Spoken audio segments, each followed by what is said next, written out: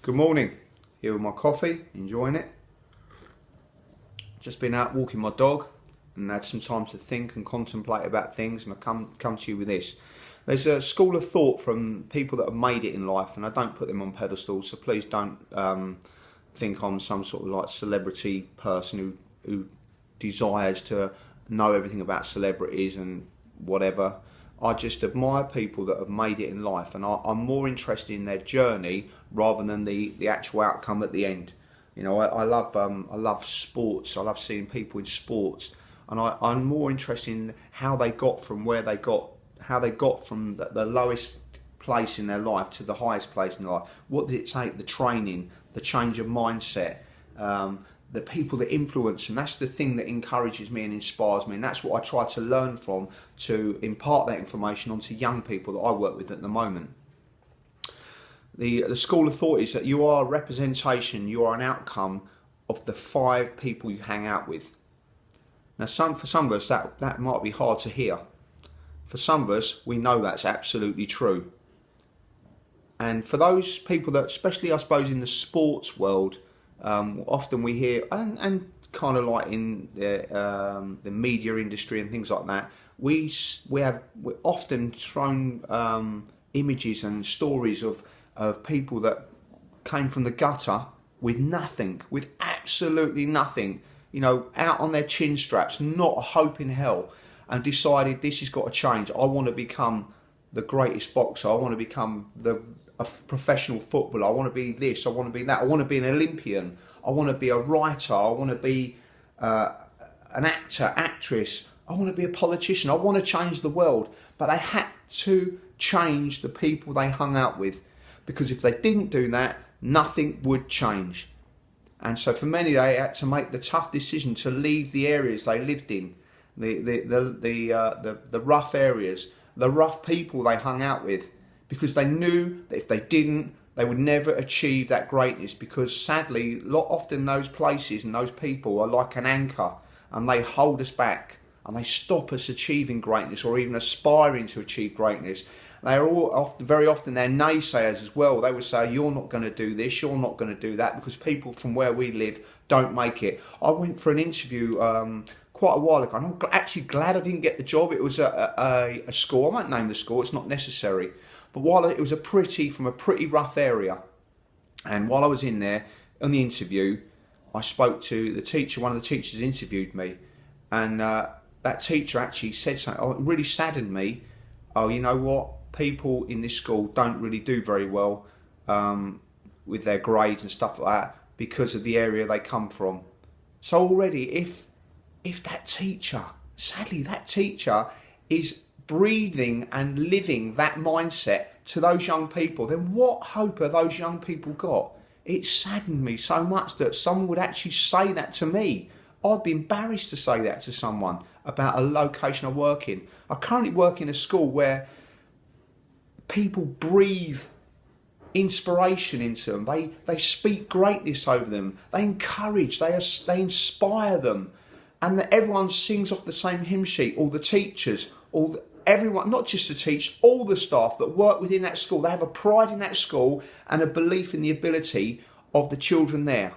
I've just been doing some things with the children we call retreat, and it's literally we take them out for a day and we talk about lots of things. The theme this year it's based around Lent, so it's a lot about forgiveness and changing your way and not succumbing to sin, if you like, not giving in to things, you know, like Jesus did in the 40 days and 40 nights. He was like tempted and he didn't buckle to that. I was trying to use those analogies, but before I even started talking to these kids, they were in a circle, and I said, you know what?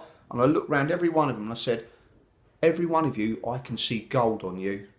And they looked at me like weirdly, and I said, yeah, gold, because you are all gold. But often gold gets tarnished, it gets dirty, it goes black and filthy. And we have to polish it up to reveal the beauty that's in it and the value that's in it. And that's what I could see in these kids, you know, if they don't have someone speaking into them and shining them up, buffing them up, then their gold in them becomes tarnished and also almost diminishes, disappears, which is sad, really sad. No, I'm not saying they're all going to become superstars and sports stars and celebrities. I don't like that word, but make it in the world of acting or music or whatever. Or even YouTube stars. That's their thing. They think it's an easy route. There is no easy route. The only time success comes before work is in the alphabet. The only time success comes before work is in the alphabet. You cannot achieve greatness or success without putting the yards in, doing the graft, working hard. You will never achieve it otherwise. And so what I'm saying is, sometimes with those five people, closest people, we have to kind of break away from them. We have to break away. If you want to achieve greatness, you want to do something with your life, you have to break away from them. I'm not saying disassociate yourself completely, but just make that gentle break and then look for other more influential, more aspiring people to hang out with. And then suddenly you will change your mindset and the way you look at life, the way you attack life, the way you believe in yourself. And you will take the naysayers, the people that are trying to bring you down, out of your life, and you will find yourself around people that want to encourage you in your life. And this is what I see in the school I work in. Everyone encourages these kids. But we are facing a battle because often young people are programmed by their home circumstances, the five people. And that can be parents, carers, whatever. Even unwittingly, some teachers, not so much in our school, I think our school is amazing, but unwittingly teachers and well-meaning adults who don't actually mean well, they just kind of like take the rug from under these kids' feet and they unwittingly destroy what hope they have and what dreams they have. So think about it. Who are the five people you knock around with? Who are the five people you associate with? Are they healthy for you? Are they good for you? Do they inspire you? Do they encourage you? Are they honest with you? So when you get it wrong, will they give you honest feedback, honest criticism, but will they then scoop you up and say, come on, we can do this. You can achieve this if you really put your mind to it. It may be hard to do, to break away from those five people that if they are negative, and you'll be called all sorts when you do leave, like, oh, you know, loser, not good enough for you now, are we? Think you're above us, think you're a better person than us. That's going to be the initial reaction, because that's what happens. Because people, sadly, are envious when other people try to make a go of it in life.